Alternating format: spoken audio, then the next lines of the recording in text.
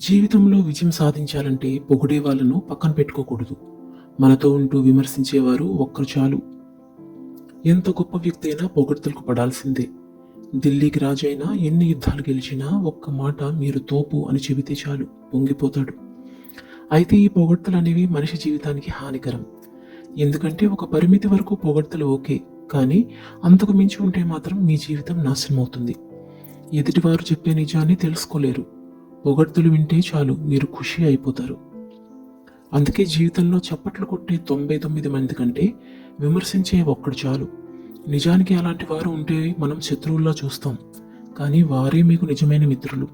మీ తప్పులను చెప్పేవారి మీద మీరు అస్సలు కోపం తెచ్చుకోకూడదు. వారి విమర్శలను స్వీకరిస్తూ ఉండాలి.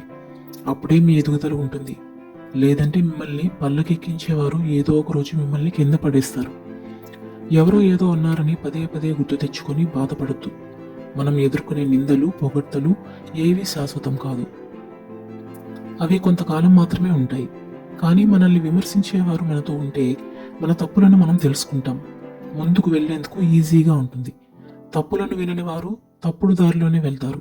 నిజమైన స్నేహితుడు మిమ్మల్ని విమర్శిస్తాడు. మీతో అవసరం కోసం స్నేహం చేసేవారు మిమ్మల్ని పొగుడుతూ ఉంటారు. విమర్శించే వారందరినీ దూరం చేసుకోవద్దు. పొగుడుతున్న వారందరికీ పల్లకి మోయొద్దు. కావాలనే విమర్శించేవారు కొందరైతే మీకు మంచి జరగాలని విమర్శించేవారు కొందరుంటారు.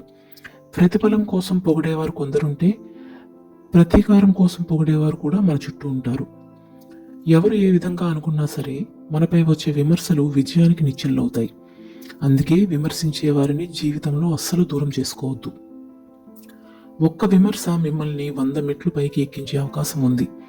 ఒక్క పొగడ్త మిమ్మల్ని పాతాళంలోకి నెట్టేసేందుకు దారి చూపుతుంది.